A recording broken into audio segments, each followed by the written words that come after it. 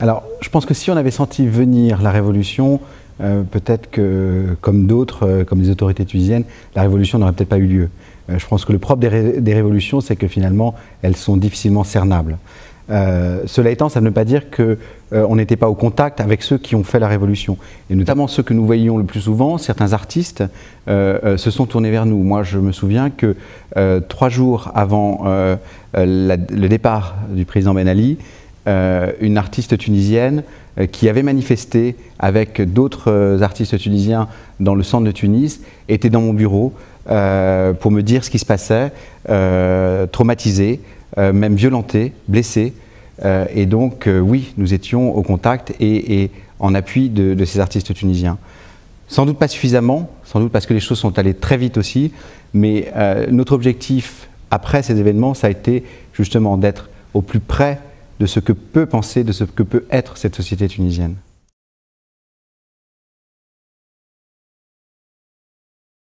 À l'occasion de ces événements, il y avait 2 enjeux.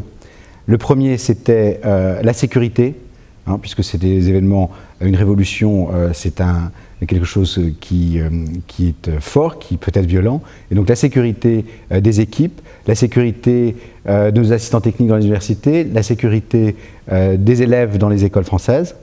Et le deuxième enjeu, c'était être aux côtés des Tunisiens, aux côtés de ceux qui faisaient la révolution. Nous avons mis en place une aide sociale d'urgence à l'attention des populations défavorisées de Tunisie, et notamment des régions du centre et du sud.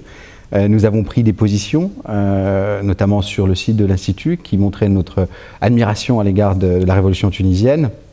Et puis aussi, très vite, nous avons développer les contacts avec la société civile tunisienne à travers l'organisation d'un forum de la société civile tunisienne.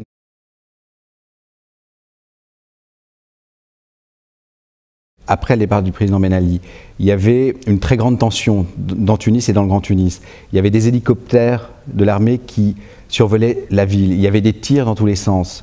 Et qu'on voyait ces jeunes Tunisiens installer des barrages pour protéger leurs rues, protéger leurs maisons, que l'on allait aider ces jeunes en leur apportant des cigarettes, en leur apportant du café, et qui nous disaient « Non, toi tu es français, ne t'inquiète pas, c'est pas ton affaire, c'est nous, va dans ta maison, on te protège ».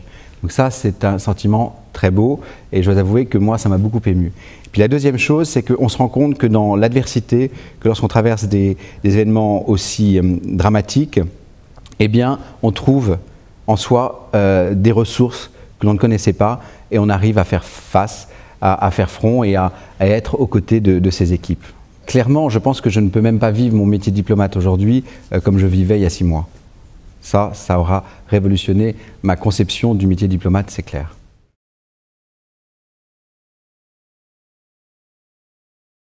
On la soutient en travaillant très étroitement, et j'y reviens toujours, avec la société civile.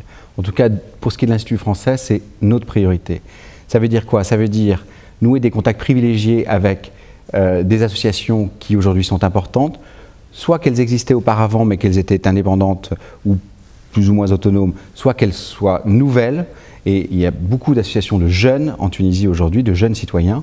Et donc nous sommes à leur côté, nous montons avec eux des projets concrets, notamment par exemple nous soutenons des bus citoyens qui vont parcourir toute la Tunisie pour promouvoir l'idée du vote, l'idée d'être un acteur de la démocratie.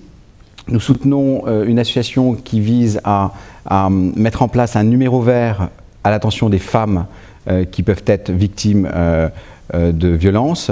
Ou encore, nous travaillons avec une association de microcrédit afin d'aider les Tunisiens qui viennent de Libye à se réinsérer dans le tissu économique tunisien.